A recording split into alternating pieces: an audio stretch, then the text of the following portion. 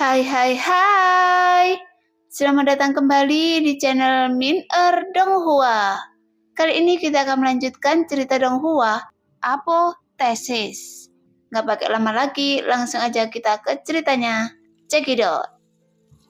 Di lingkungan seperti ini, dampak kecurangan sangatlah buruk, dan Loseng bahkan tidak melihat ke belakang dan berjalan ke depan. Sementara Sun kembali menatap Sioyokin dengan tombak di tangannya. Namun, meskipun hanya ditatap oleh Sun, Sioyokin merasa seperti baru saja digigit ular berbisa. Dia dengan cepat meringkuk dan mengambil pakaian untuk menutupi tubuhnya. Bagaimanapun, di keluarga Si, bahkan pelayan pribadinya belum pernah melihat ini sebelumnya.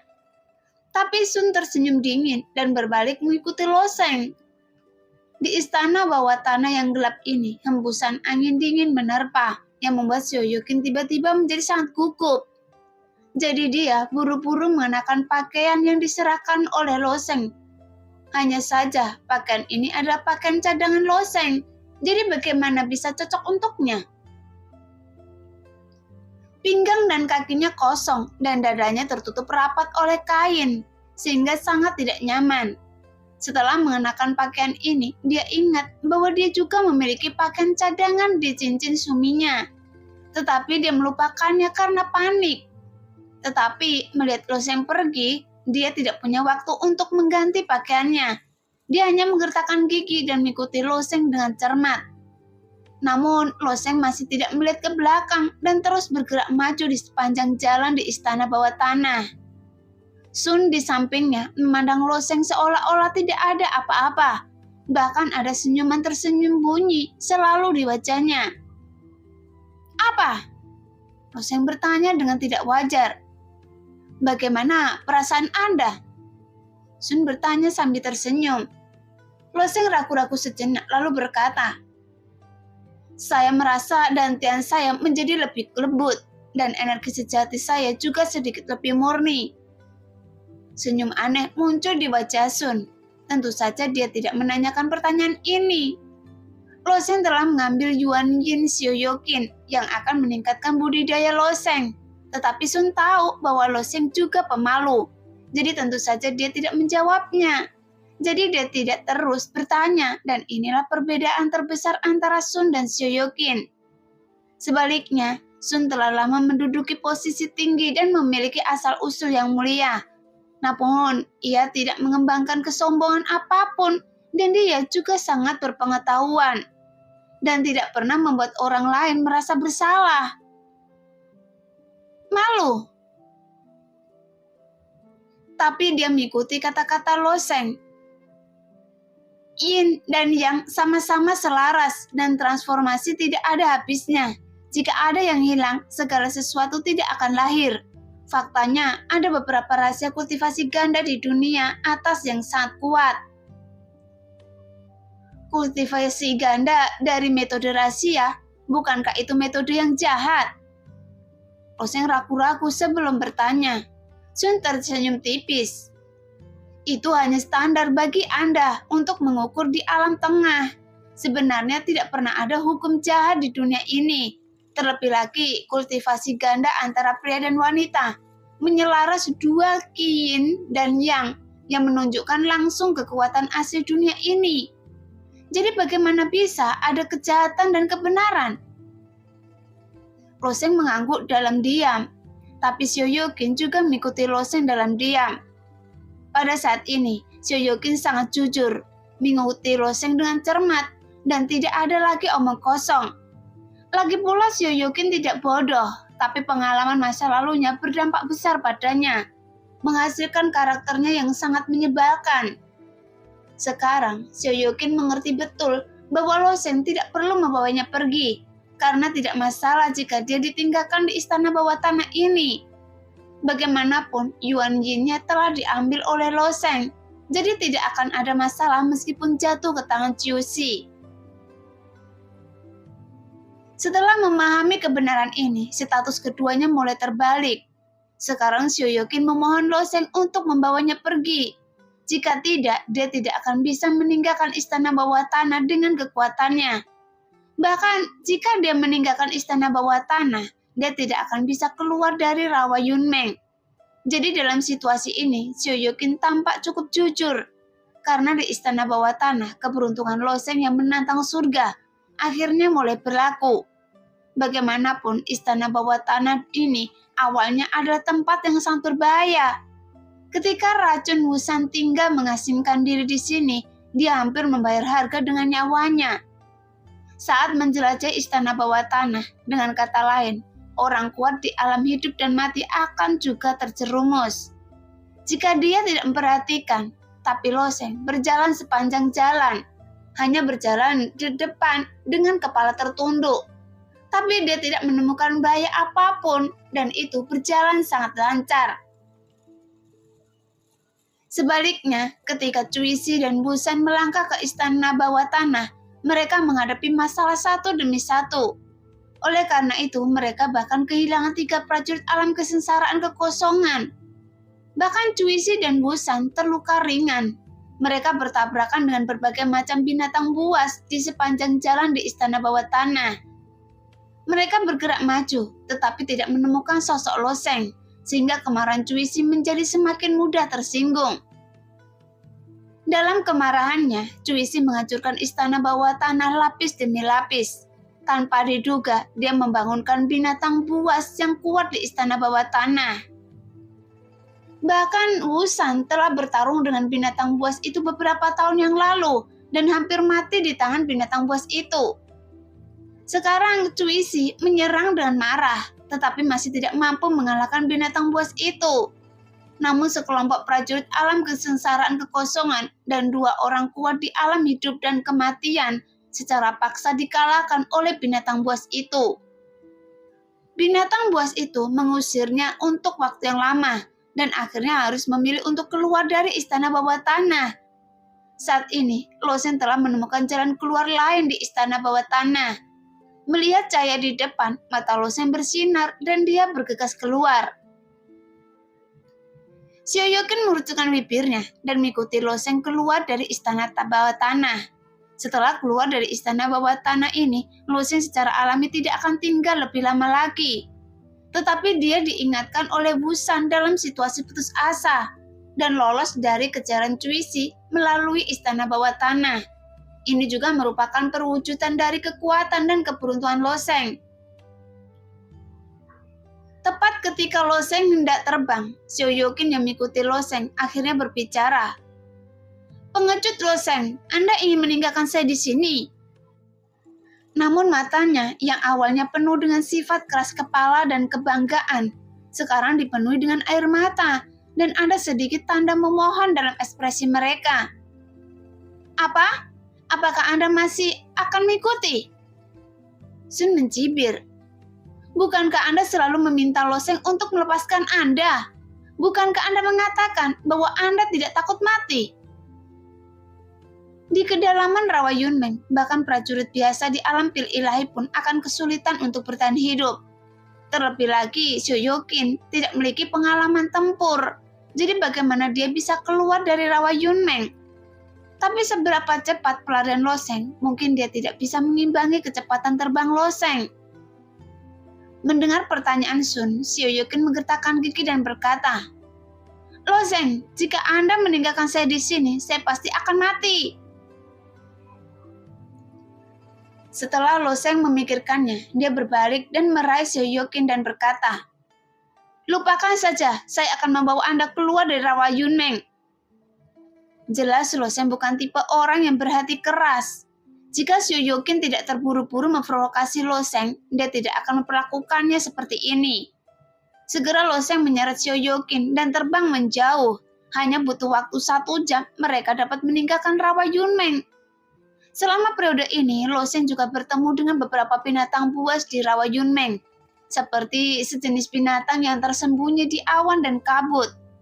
Di antara yang ganas burung, ada juga ular piton rawa yang panjangnya ratusan kaki.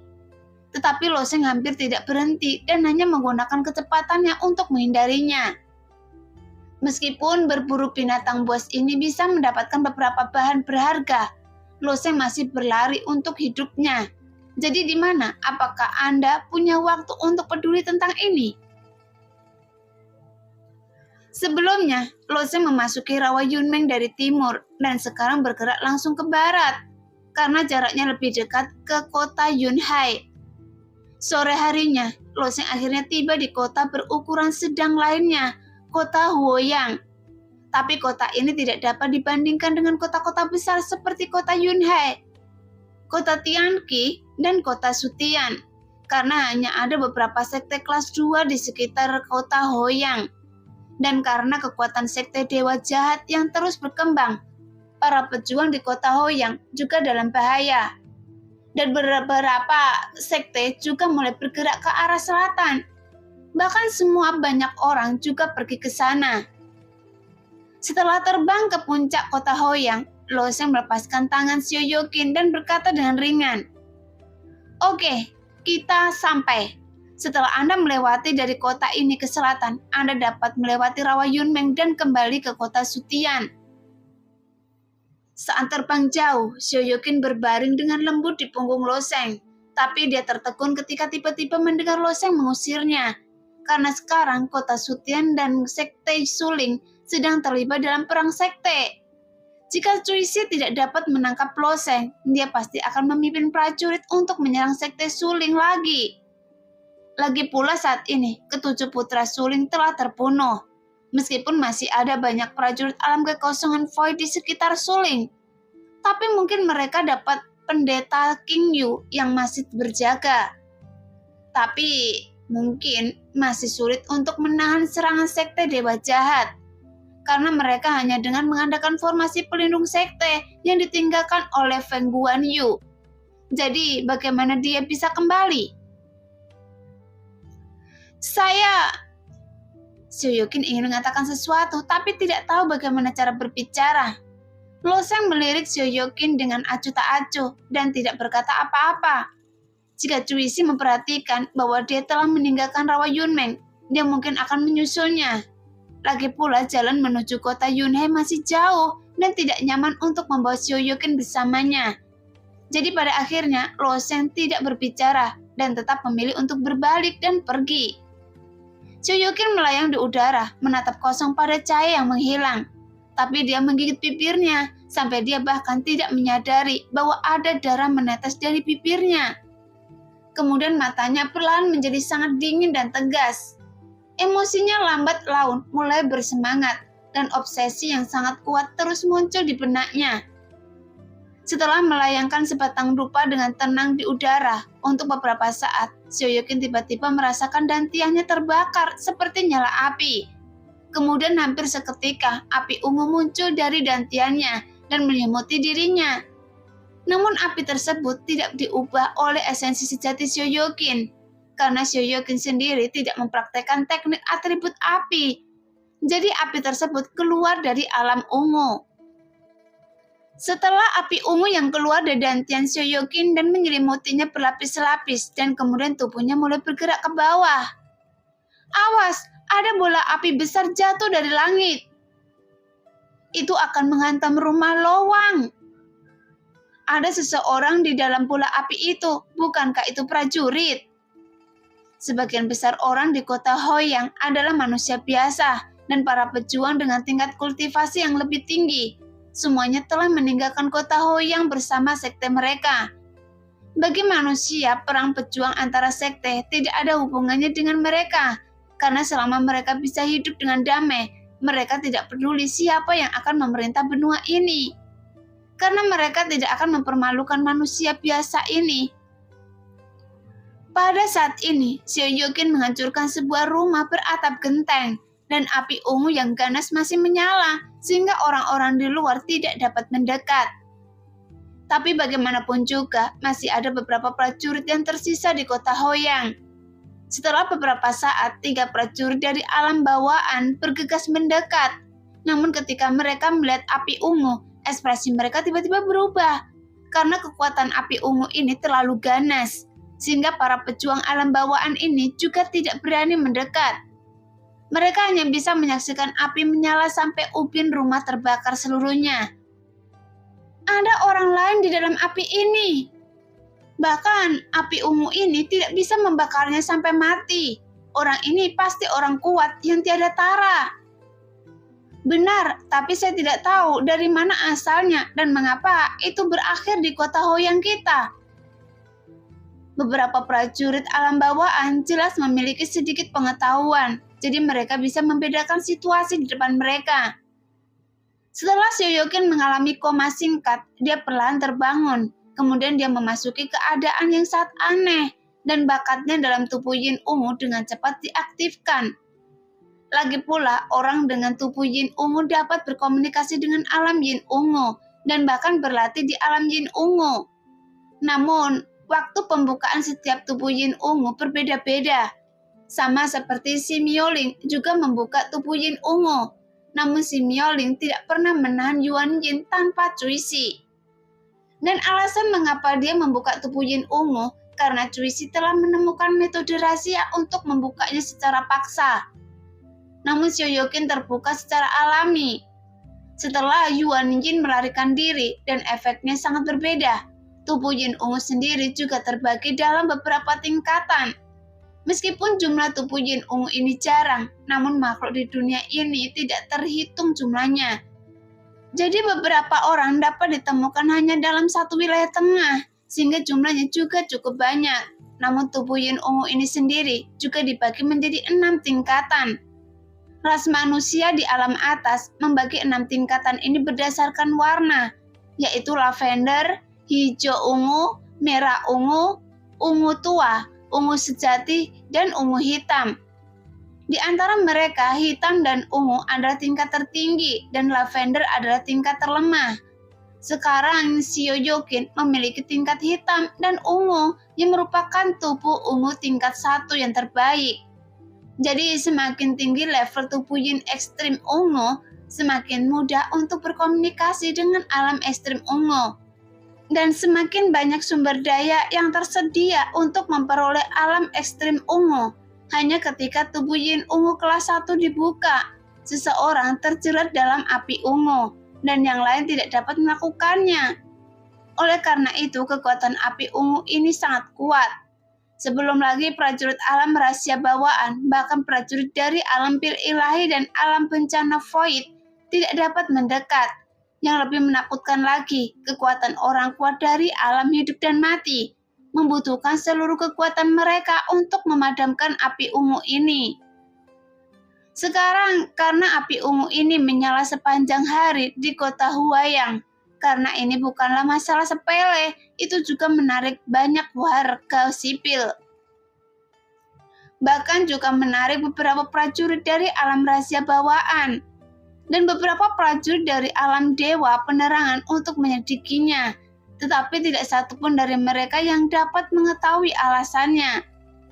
Akhirnya, hanya 3 prajurit alam pil ilahi yang tersisa di kota Huayang tiba, tetapi mereka masih tidak berani mendekati api ungu. Setelah 1 hari kemudian, api ungu akhirnya mulai menghilang, dan Sioyokin yang sedang duduk bersila di dalam api ungu perlahan membuka matanya. Tapi hanya dalam 1 hari, temperamennya berubah drastis. Siang dan malam ini, Sioyokin telah berlatih di alam Yuan Ungu. Di sana, dia tidak hanya memahami aturan alam Yin Ungu, tetapi juga berbagai rahasia di dalamnya, dan bahkan lebih memahami dengan jelas betapa menakutkannya bakatnya. Karena tubuh Yin Ungu merupakan ilmu bela diri yang istimewa, namun ilmu bela diri ini sangat berbeda dengan ilmu bela diri biasa, yang merupakan sebuah jalan pintas. Hanya saja pada langkah pertama, dia akan dibatasi oleh bakat tubuh Yin Ungu itu sendiri. Tapi secara umum, tubuh Yin Ungu dengan kelas 6 ungu muda, tidak peduli seberapa tinggi tingkat kultivasinya, tidak akan mampu mencapai ketinggian kelas 5 hijau ungu dalam kehidupan ini. Hanya saja Sioyokin memiliki tubuh Yin Ungu kelas 1 hitam dan ungu. Saya tidak menyangka di dalam api ungu ini akan ada wanita yang halus. Gadis kecil yang cantik, dia sudah memasuki alam pil ilahi di usia muda. Mungkinkah dia berasal dari keluarga besar? Semua orang juga berspekulasi tentang identitas Sioyokin, sehingga 3 prajurit alam pil ilahi yang berdiri tidak jauh dari sana mengedipkan mata mereka dan saling memandang. dan mereka menunjukkan senyuman aneh. Di mata para pejuang dari alam dewa penerangan dan alam rahasia bawaan, wanita ini tentu saja adalah seseorang yang tidak dapat tersinggung. Tetapi di mata ketiga orang ini, dia tidak layak untuk disebutkan. Karena meskipun wanita di depannya berada pada tahap awal alam pil ilahi, jadi mereka memiliki dasar yang sangat kuat. Tapi Seo-Yokin memiliki energi sejati sangat tidak menentu, yang menunjukkan bahwa kekuatannya sendiri sangat lemah. Jadi dari sudut pandang mereka, wanita itu seharusnya berasal dari keluarga kaya. Jadi dia pasti punya banyak uang. Menurut berita yang mereka terima, Juicy sedang menyerang sekte Suling. Mungkin wanita ini adalah seorang pejuang yang melarikan diri. Dan beberapa keluarga bangsawan kelas 3 di kota Sutian, jadi mungkin dia memiliki harta dari keluarga besar yang tersembunyi di tubuhnya. Biarpun tidak ada harta karun, hanya tubuh halusnya saja sudah setara dengan harta karun di mata mereka. Prajurit alam pil ilahi yang berkumis, dia melangkah dan bertanya dengan rajin. "Nak, apakah Anda memerlukan bantuan?" Seo-Yokin tidak percaya diri di depan celoseng, jadi bagaimana dia bisa memperlakukan prajurit biasa? Dan dia hanya menatap kumisnya dengan dingin dan bersiap untuk terbang. Namun dua prajurit alam pil ilahi lainnya memimpin dan menghalangi jalan Seo-Yokin. "Mengapa Anda begitu cemas? Karena Anda telah datang ke kota Huyang. Anda harus beristirahat sebelum pergi." "Benar, bagaimana kalau pergi minum bersama kami bertiga?"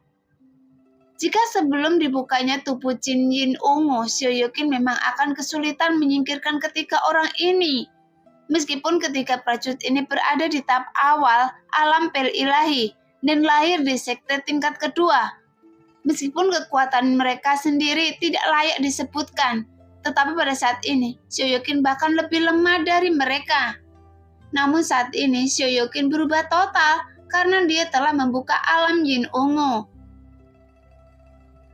"Pergi," kata Seo-Yokin dingin. "Jangan terlalu galak," kata seorang pejuang alam pil ilahi. Orang berkumis lainnya juga tertawa dan berkata, "Tidak masalah kalau Anda galak, saya suka yang galak. Apalagi kalau wanita cantik itu galak, punya cita rasa yang istimewa." Pada saat ini, Seo-Yokin berkedip sedikit dan tiga prajurit alam ramuan ilahi tiba-tiba merasakan angin agung bertiup dan kemudian beberapa bayangan gelap muncul di langit. Begitu tiga prajurit alam pil ilahi mengangkat kepala mereka, kemudian mereka melihat pedang raksasa kuno tiba-tiba muncul di langit. Bahkan ada ratusan pedang raksasa. Setiap pedang raksasa memiliki panjang beberapa kaki dan menggantung di udara seolah-olah akan jatuh kapan saja. "Ini, apa ini? Kenapa tiba-tiba muncul begitu banyak pedang?" Seo-Yokin mendengus dingin, dan pada saat yang sama 100 pedang raksasa itu menghantam kepala para pejuang alam pil ilahi itu. Kemudian pedang besar itu menghantam tanah dengan keras, memotong jurang yang dalam. Namun karena kota Houyang tidak besar, ketika pedang raksasa ini menghantam tanah, seluruh kota Houyang tiba-tiba berguncang, sehingga orang yang tidak tahu apa-apa mengira bahwa gempa bumi tiba-tiba terjadi di sini. Sekarang ratusan pedang raksasa dihancurkan seperti ini, jadi cukupnya juga sangat luas. Bahkan jika prajurit alam pil ilahi ini ingin menghindar saat ini, mereka jelas sudah terlambat. Bahkan mereka hampir tidak punya waktu untuk menjerit dan langsung dipotong menjadi bubur oleh pedang raksasa ini. Seo-Yokin tampak kedinginan saat dia terbang tinggi ke langit. Meskipun dia seorang pejuang, ini adalah pertama kalinya dia membunuh seseorang. Setelah naik ke ketinggian, ada sedikit keraguan muncul di wajah Seo-Yokin. Dia tidak tahu apakah dia harus kembali ke kota Sutian atau kota Yunhai. Tapi dia melihat ke arah menghilangnya loseng dengan sedikit kesedihan di alisnya dan dia akhirnya terbang menuju kota Yunhai. Pada saat ini, Seo-Yokin sangat percaya diri dengan kekuatannya sendiri. Pengalamannya di alam Yin ungu membuatnya memahami potensi dan kekuatan sebenarnya. Namun meski begitu, Sioyokin sangat bingung. Dia masih tidak tahu apa yang dia inginkan. Namun prajurit lain di kota Hoyang memandangi pedang raksasa di depan mereka tampak ketakutan. Karena setelah pedang raksasa itu menghilang, mereka meninggalkan lubang besar di tanah yang dipenuhi bekas pedang yang tebal. Kemudian mereka melihat penampilan menyedihkan dari 3 prajurit alam pil ilahi dengan ketakutan.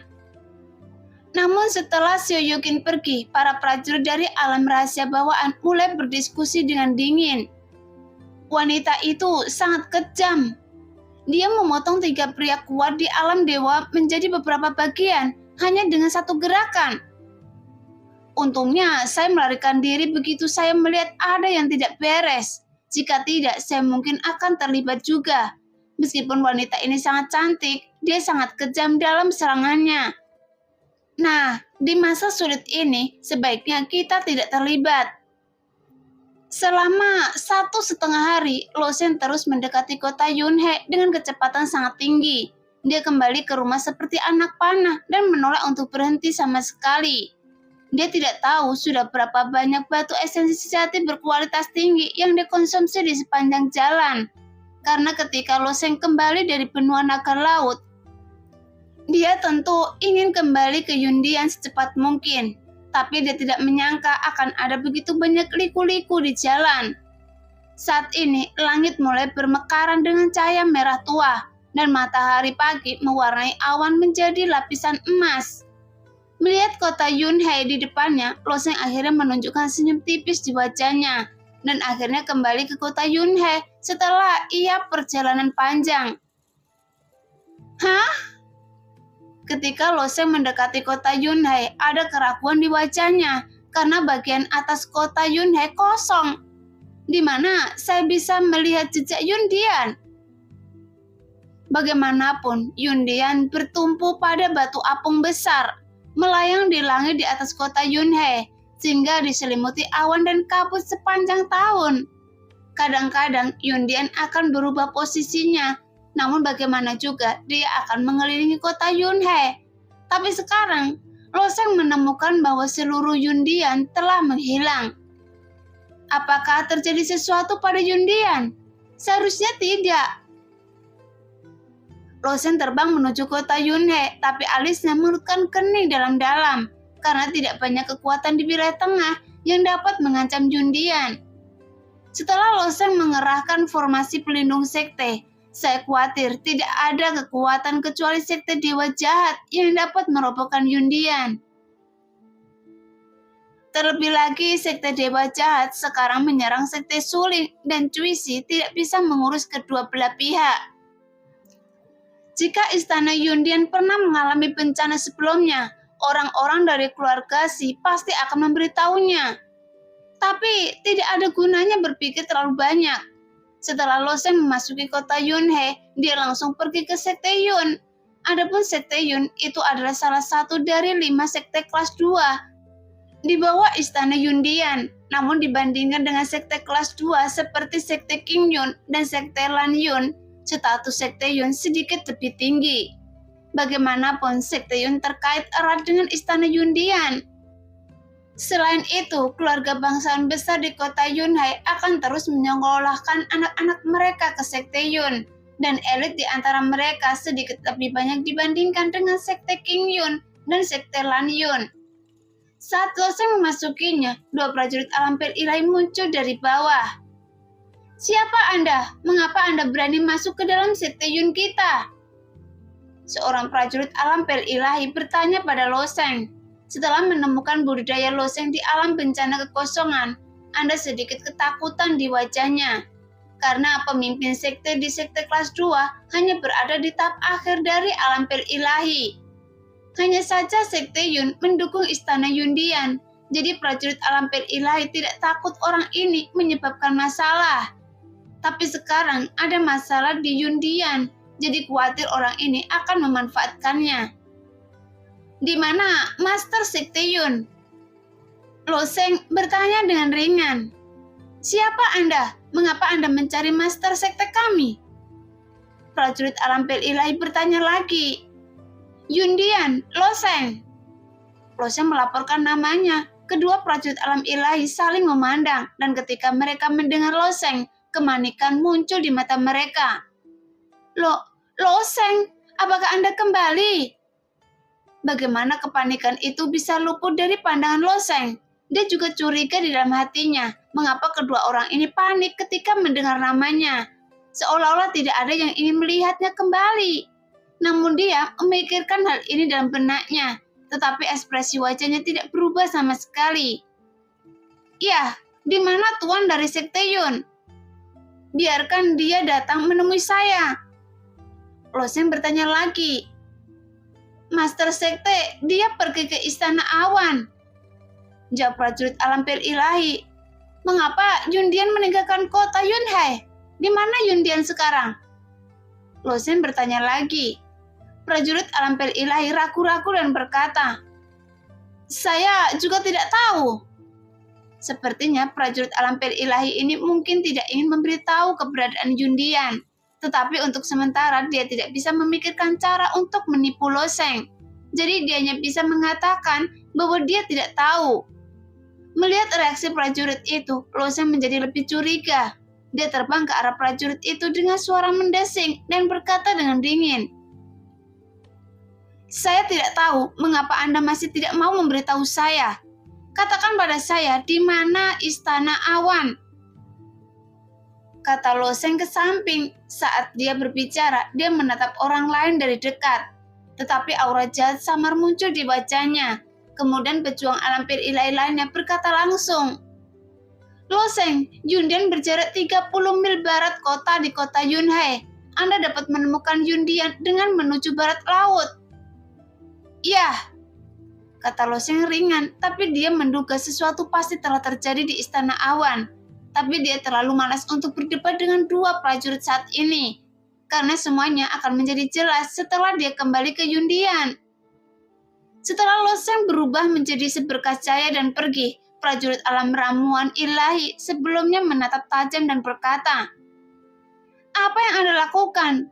Bintang jahat ini kembali. Dan rencana keluarga kita akan hancur. Bahkan semua orang akan terlibat. Prajurit alam pil ilahi lainnya mencibir. Jangan katakan padanya, apakah Anda bercanda? Hanya saja Loseng tidak mati di luar. Sekarang dia kembali dan dia telah masuki alam kesengsaraan kekosongan. Saat dia berada di alam dewa penerangan, dia bisa mengalahkan seorang jenius tingkat dewa di alam pil dewa. Pada saat itu, jika saya tidak memberitahunya sekarang, saya yakin dia pasti akan mengambil tindakan. Dan bisakah Anda memblokir salah satu gerakannya? Prajurit itu tiba-tiba terdiam dan hanya bergumam. Ini merepotkan, akan sangat merepotkan ketika Loseng kembali. Setelah Loseng mendapat berita itu, dia terbang ke arah barat laut. 30 mil hanyalah sekejap mata bagi Loseng. Tetapi hati Loseng menggantung. Kedua prajurit alam ramuan ilahi pasti menyembunyikan sesuatu dari dirinya sendiri. Mereka tahu betul hubungan antara mereka dan Neng Yudi. Jika Istana Awan dalam masalah, mereka tidak dapat melihat diri mereka dengan ekspresi seperti itu, karena mereka tidak mau untuk melihatnya. Sampai dia kembali, Neng Yudi pasti dalam masalah. Segera Loseng melihat sebuah istana besar mengambang di depannya. Tidak diragukan lagi, itu adalah Istana Awan. Pada saat ini, penghalang di permukaan Istana Awan berkedip dengan riak air yang samar. Ini persis seperti yang diatur oleh Loseng, yang merupakan penghalang cahaya air banjir, dalam formasi 3 pembunuhan Shoizotian. Penghalang ini dapat memblokir pukulan telak dari orang kuat di alam hidup dan mati, dan bahkan tingkat kultivasi Loseng saat ini dapat mematahkannya secara langsung. Berdiri di luar penghalang, Loseng melirik ke bawah, tetapi dia tidak melihat satupun penjaga di pintu Istana Awan. Dan Loseng tidak dapat menemukan siapapun untuk membukakan penghalang untuknya. Pada saat ini, seberkas cahaya berkedip jauh di dalam Istana Awan, diikuti oleh fluktuasi energi sejati yang hebat. Seseorang sedang melakukan sesuatu di dalam Istana Awan. Loseng melutkan kening. Memikirkan hal ini, Loseng mengitari penghalang. cahaya air banjir dan mencapai bagian bawah penghalang. Formasi 3 pembunuhan Zotian kecil ini diatur oleh Loseng sendiri, tetapi dia tahu lokasi mata formasi dalam formasi ini, karena seluruh cahaya Yun Shui seperti cakang telur besar membungkus seluruh istana awan dari atas ke bawah, dari depan ke belakang. Setelah Loseng mencapai bagian bawah istana awan, dia dengan lembut memutar dalam kehampaan dan melayang. Setelah beberapa putaran, dia dengan mudah melarikan diri ke penghalang. Jelas Loseng tidak banyak berpikir dan bergegas menuju kedalaman istana awan. Sekarang Loseng sudah menebak setengah dari apa yang terjadi di istana awan, bahwa sekarang seluruh istana Yundian berada dalam perselisihan internal. Faktanya, dibandingkan dengan sekte lain di wilayah tengah, pertahanan Yundian adalah yang paling stabil. Bahkan sekte Dewa Jahat tidak mungkin bisa menembus formasi pelindung sekte Yundian. Tapi kali ini masalahnya datang dari dalam Yundian. Mungkin Neng Yudi sedang memulihkan kekuatan penuhnya. Setelah berlatih sutra hati gadis misterius 9 surga, setelah 9 kali dispersi, Neng Yudi akhirnya mampu menembus penghalang hidup dan mati. Lagi pula, tidak sulit bagi Neng Yudi untuk menerobos alam hidup dan mati, karena yang sulit adalah mengatasi malapetaka hidup dan mati. Bagaimanapun, para pejuang yang memasuki alam hidup dan mati harus melalui musibah hidup dan mati. Namun kesulitan malapetaka hidup dan mati ini bervariasi dari tinggi hingga rendah. Namun meskipun setiap pejuang berbeda-beda, namun pada akhirnya ada aturan tertentu yang harus diikuti. Karena semakin besar potensi dan kekuatan seorang pejuang, maka malapetaka hidup dan mati akan semakin mengerikan. Misalnya, Sutra Hati Gadis Misterius 9 Surga, Yun Luo sangat sulit untuk dipraktikkan. Tetapi begitu latihan berhasil, kekuatannya akan jauh lebih kuat dari prajurit dengan level yang sama. Setelah dia mencapai ambang hidup dan mati, bencana hidup dan mati berikutnya secara alami akan sangat menakutkan. Pada saat kritis inilah, keluarga Zhou di kota Yunhai tiba-tiba melancarkan serangan bersama dengan beberapa keluarga besar bangsawan tingkat ketiga lainnya. Nah, demikianlah cerita hari ini. Terima kasih yang sudah menonton video Min Earth sampai selesai. Sampai jumpa di video selanjutnya. Bye-bye.